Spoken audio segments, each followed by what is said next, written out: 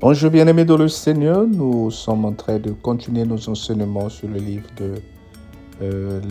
de Pierre et là nous sommes dans la joie de commencer le chapitre 2. Nous lisons le chapitre 2 de Pierre, chapitre 1, versets 1 à 10.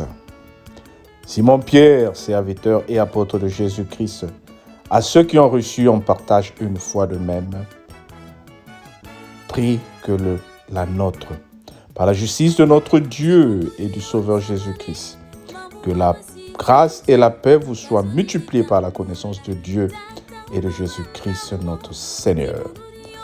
Comme sa divine puissance nous a été donnée, tout ce qui contribue à la vie et à la piété au moyen de la connaissance de celui qui nous a appelés par sa propre gloire et sa vertu, lesquels nous assurent de sa part les plus grandes et les plus précieuses promesses, afin que par elles vous deveniez participants de la nature divine, en fuyant la corruption qui existe dans le monde par la convoitise. Or, je relis cela. En fuyant la corruption qui existe dans le monde par la convoitise.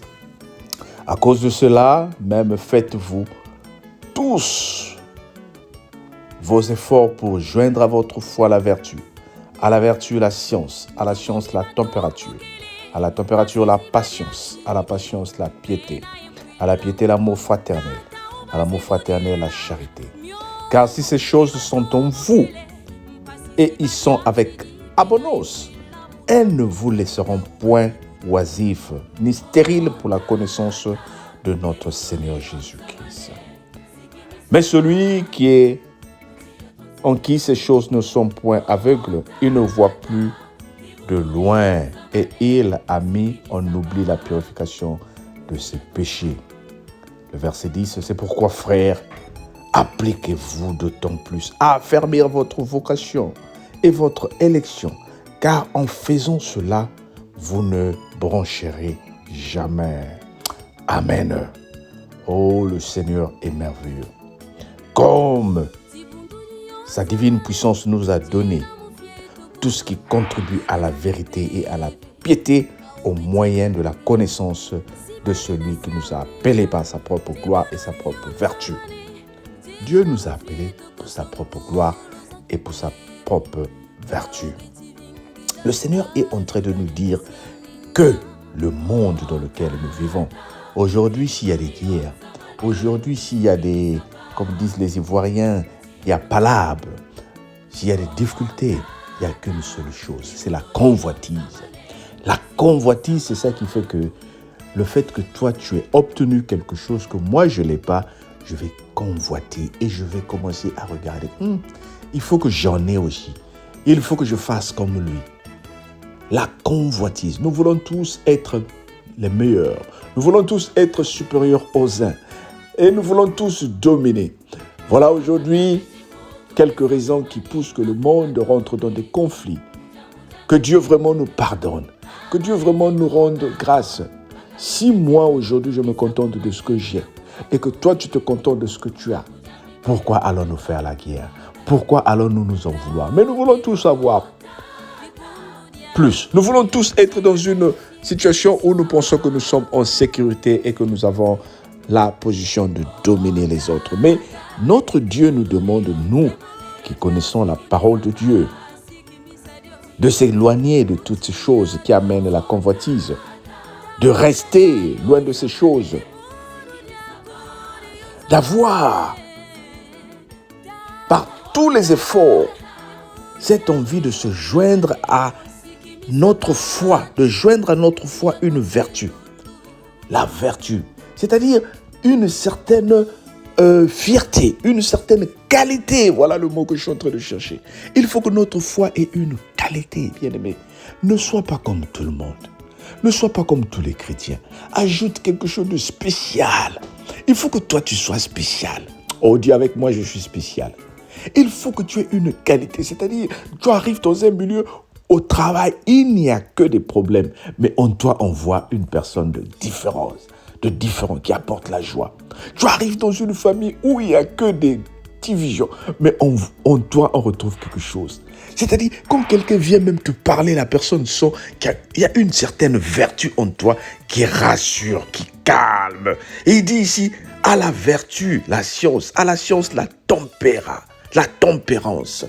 À la science, la tempérance. Vous savez, il faut qu'il y ait la tempérance. Lorsque nous sommes en train d'ajouter la tempérance à la science, parce que la science, mais regardez bien aimé, lorsque nous sommes en train de faire des examens, des essais, nous sommes en train de faire des examens, il y a des choses qui se produisent. Ça peut susciter de la chaleur, ça peut susciter des forces extérieures et ça peut même susciter des brûlures. Mais il dit ajouter la tempérance. La tempérance, le calme, là où il y a le feu, toi tu ajoutes le calme.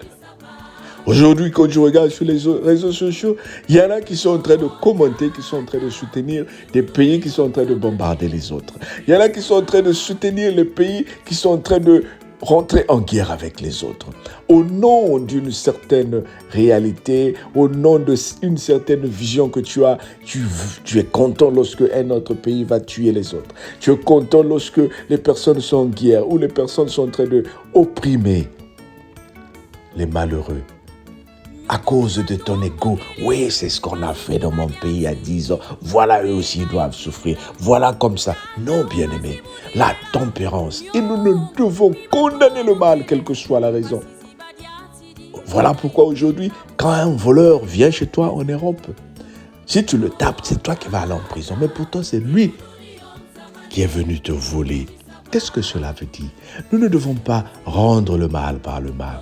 Il y a des gens qui sont institués pour rendre la justice. Nous devons les confier à la justice. Et je t'apprends là, bien-aimé, la justice mondaine, elle est corruptible. Elle est partiale. Même quand les gens prononcent un jugement, même quand les gens décident à qui ils vont donner le poste, il y a toujours la partialité. Mais avec Dieu, lui, il est impartial. Il est juste et il prononce un bon jugement. Comme disait mon père, va les réclamer au Seigneur. Lorsque quelqu'un t'a fait du mal, lorsque quelqu'un t'enfonce, lorsque quelqu'un veut te détruire, va raconter à l'Éternel. Et où tu vas aller dire ça à l'Éternel? Rentre dans ta chambre, à genoux, prie. Dis Seigneur, voilà ce que me fait ma soeur. Voilà ce que me fait mon frère. Ne prends pas la justice dans tes mains. Laisse que le Seigneur te donne la vraie justice. Alors que le Seigneur te bénisse pour cette parole, qui t'accorde la joie de vivre la paix, qui t'accorde la joie de vivre le miracle, qui t'accorde la joie de t'abandonner à lui pour que la purification des anciens péchés se manifeste par la paix et la bénédiction de ta vie. Sois béni au nom de Jésus. Amen. Et je te rappelle que ce soir, nous sommes en direct. Et particulièrement ce soir, la cellule de prière, la gloire de Dieu va prier pour les malades. Quelle que soit la maladie, invite une personne. Dis-leur, venez, on va prier. Nous voulons guérir. Que le Seigneur te bénisse.